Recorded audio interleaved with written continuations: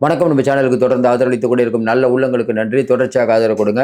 விஜய் தரப்புக்கு பின்னடைவா ஒரு பக்கம், இன்னொரு பக்கம் நீதிமன்றத்தில் நடந்தது என்ன? இப்ப தவேகாவுல ஒரு 2 பேரை நீதிமன்ற காவலுக்கு கொண்டு போயிருக்காங்க.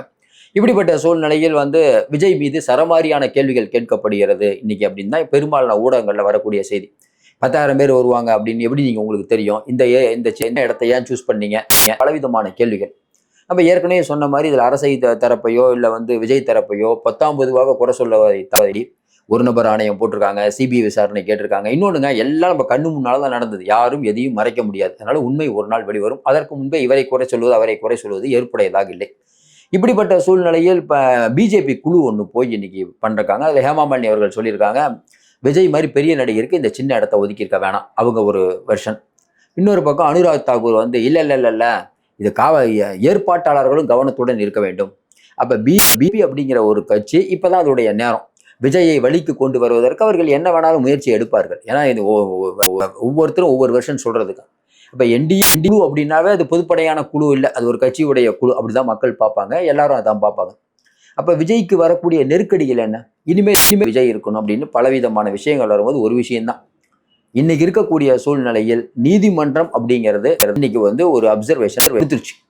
இன்னும் விசாரணை முடிவடையவில்லை. விஜய் அவர்கள் அங்க போய் பார்ப்பாரு, எப்ப போய் பார்ப்பாருன்னு தெரியல, பார்க்கவே இல்லை, அவர் ஓடி ஒளிஞ்சிட்டார் அப்படிங்கிற விஷயங்கள் சமூக ஊடகங்கள்ல வைரலாக்கும் போது இந்த சம்பவத்தை வைத்து விஜய் கட்சியை முடக்கணும் அப்படின்னு தான் எண்ணம் எல்லாருக்கும். இப்ப சாரி, அரசியல் எதிரிகள் உங்களை நேராக கொண்டு போய் முதலமைச்சராகணுங்கிறது அவங்க நோக்கம் இல்லை. பிஜேபிக்கோ எடப்பாடிக்கோ ஸ்டாலினுக்கோ இன்னைக்கு இருக்கக்கூடிய விஜய் முதலமைச்சராகணும் நோக்கம் இருக்குமா? அவங்கவுங்க முதலமைச்சராலும் அப்ப எல்லாரும் அரசு நகர்த்துவார்கள், இல்லை மாற்று இல்லை. இதுல என்ன ஒரு புரிஞ்சுக்கணும், ஏற்கனவே உங்களுக்கு தெரியும் ஸ்டெர்லைட் ஆலை விஷயத்துல இதே மாதிரிதான் ஒரு நபர் கமிஷன் போட்டாங்க. பேரலா சிபிஐ விசாரணை நடந்தது. நமக்கு தெரிஞ்சு 2 மாசத்துக்கு முன்னாடி தான் அதனுடைய அறிக்கையை தாக்கல் பண்ணாங்க இதே அருணா ஜெகதீசன் கமிட்டி. அதனால அருணா ஜெகதீசன் கமிட்டி விசாரிச்சுட்டு இருக்கும்போது சிபிஐ விசாரணை பேரலா பண்றதெல்லாம் ஒன்றும் தப்பு இல்லை. அது ஏற்கனவே உதாரணம் இருக்கிறது. அதனால டிவி கேட்கறதுலாம் தப்பு இல்லை. டிவி கேட்கறது நிறைய பேர் தப்புங்கிறாங்க. ஒரு நபர் ஆணையம் தான் போட்டிருக்கோம், எதுக்கு சிபிஐ விசாரணை? அவங்க கேட்கறாங்க, சார் மாநில அரசு போட்டதில் எங்களுக்கு நம்பிக்கை இல்லை, நாங்கள் சிபிஐ விசாரணை கேட்குறோங்கிறாங்க, என்ன பண்ண முடியும்? அதனால இது ஏற்புடையதா இல்லை.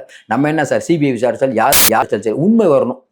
இப்போ சிபிஐ விசாரணை கூடாதுன்னு சொன்னாதான் நமக்கு சந்தேகம் வரும், ஏன் இவங்க சிபிஐ விசாரணை கூடாதுங்கிறாங்க. அதனால விஜய் தரப்பு சொல்றது வெளிப்படையாக தான் பேசுறதா நம்ம நினைக்கிறோம். இன்னொன்று, அரசாங்கம் சொல்ற மாதிரி இப்போ வதந்திகளை பரப்பாதீர்கள் அப்படின்னா இவங்க மேலேயோ அவங்க மேலேயோ ஆதாரம் இல்லாமல் குறை சொன்னா ரைட், நம்ம குறையெல்லாம் ஒன்றும் சொல்லலையே. நம்ம இன்னொன்று இவங்க தான் குற்றவாளின்னு யாரும் சொல்றது இல்லை. இப்போ நம்ம என்ன சொல்றோம், சார் நிறைய சந்தேகங்கள் இருக்குது சார், லத்தி சார்ஜ் இருக்குது, கரண்ட் ஆஃப் ஆனது இருக்குது, செருப்பு உழுது, பலவிதமான சந்தேகங்கள் இருக்குது சார். அந்த சந்தேகத்தை நிவர்த்தி பண்ண வேண்டியது கடமை. இன்னைக்கு முதல் விஷயம் அந்த நடந்த உடனே நம்மளும் என்ன சொன்னோம், அன்னைக்கு நம்ம போது முதல்ல நம்ம நியூஸ் போட சொன்னோம் இல்லைங்க, முதல் தடவை நடந்திருக்குது, இப்போது அங்கே அந்த உயிர்களை காப்பாற்றுவதுதான் முக்கியம் ஃபர்ஸ்ட். 2வது என்ன சொன்னோம், சார் அவங்களுக்கு பாதிக்கப்பட்ட குடும்பங்கள் மனநிலையெல்லாம் கொஞ்சம் இறுக்கமாகுது, அவங்கள நமக்கு அவங்களுக்கு சப்போர்ட்டாக இருக்கணும். எல்லா அரசியல் கட்சி தலைவச்சு பார்க்குறாங்க, நிவாரணம் கொடுக்குறாங்க, இதுக்கு நாங்கள்லாம் உங்களோட இருக்கோம் அதை காட்டுறதுக்கு. அந்த நேரத்தில் அரசியல் பண்ணக்கூடாது. 3வது என்ன பண்ணுறோம், இப்போ விசாரணை தொடங்குறோம். விசாரணை முடிவில் இன்னைக்கு நீதிமன்றம் அதான் சொல்லியிருக்காங்க. இன்னொன்று, விஜய்க்கு தான் சரமாரியான கேள்விகள் கேட்ட மாதிரி சொல்லியிருக்காங்க. போலீஸை பார்த்து நிறைய சரமாரியான கேள்விலாம் கேட்டிருக்காங்க.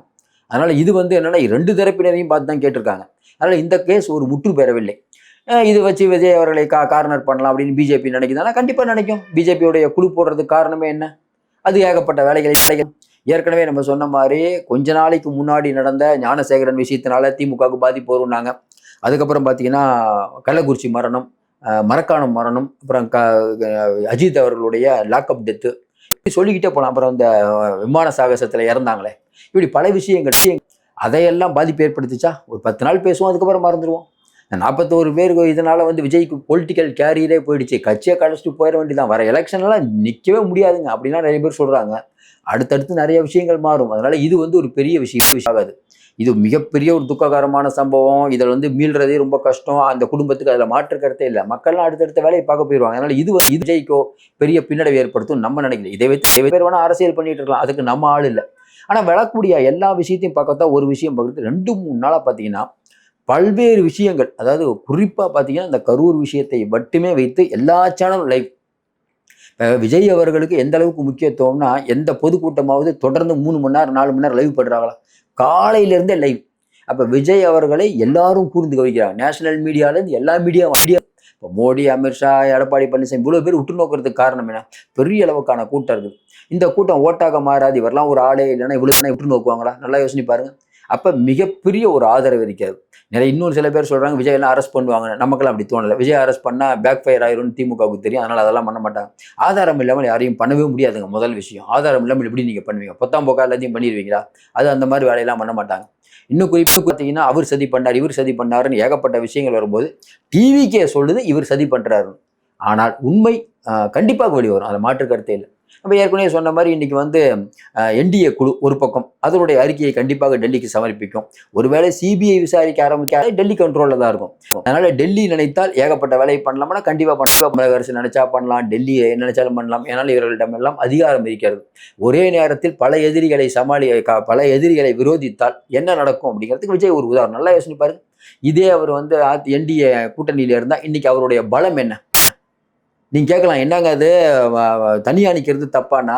சார் நல்லவனா இருக்கலாம், ரொம்ப நல்லவனா இருக்கக்கூடாதுமாங்களா? அதான் அரசியல். இன்னைக்கு இருக்கக்கூடிய சூழ்நிலையில் விஜய் அவர்களுக்கு பெரிய அளவுக்கான ஆதரவு இருக்கிறது, முகம் இருக்கிறது, எல்லாம் இருக்கிறது. ஆனா என்னன்னா இதை விஜய் பண்ணுவாரு. ஆனா அந்த அந்த அந்த சூழ்நிலையை சமாளிக்கக்கூடிய அளவுக்கு அந்த ஏன்னா ஏற்கனவே அனுபவம் மிக்கவங்க அதிமுக இருப்பாங்க, திமுக இருக்காங்க. இவங்களோட எதிர்த்து போராடணும் அப்படின்னா 2ஆம் கட்ட தலைவர்கள் இன்னும் வலிமையா இருக்கணும். அனைவரும் பண்ணுவாங்க. இப்பதான் வந்திருக்காங்க, பண்ணுவாங்க. இன்னும் குறிப்பா பாத்தீங்கன்னா இன்னைக்கு வந்து விஜய் வந்து ஒரு பதிலே சொல்லாம போயிட்டாரு. நீங்க பாத்தீங்கன்னா முக்கியமான ஊடகத்தெல்லாம் பாத்தீங்கன்னா விஜய் அவர்கள் பொறுப்பற்ற முறையில் பயந்து போயிட்டாரு அப்படின்னா சொல்றாங்க. நல்லா யோசனை பாருங்க. பலி எண்ணிக்கை நீ நைட்டு உயர்ந்துகிட்டே இருக்கு, ஏர்போர்ட் போறாரு. அப்ப எது பேசினாலும் ஒரு பெரிய சர்ச்சை ஆகுமா? ஒண்ணு வேணா அந்த இதுல நம்ம ஸ்டெர்லைட் விஷயத்துல வந்து சமூக விரோதிகள் உள்ள பூந்துட்டாங்கன்னு ரஜினி சொன்னாரு. ரஜினிக்கெல்லாம் சம்மன் அனுப்புனாங்க. அப்ப ஒரு நியாயமான ஒரு கருத்தை கூட சொன்னாலும் எதுக்குப்பா நமக்கு வம்பு, தேவையில்லாம பிரச்சனை.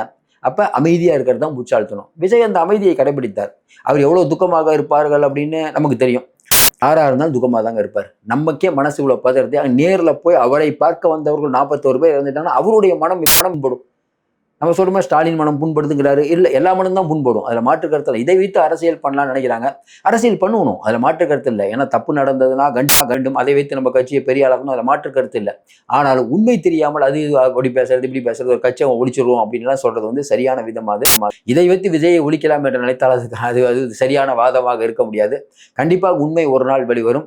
தொடர்ந்து நம்ம சொல்ற மாதிரி அடுத்து விஜய்க்கு போகாமையா இருக்காரு.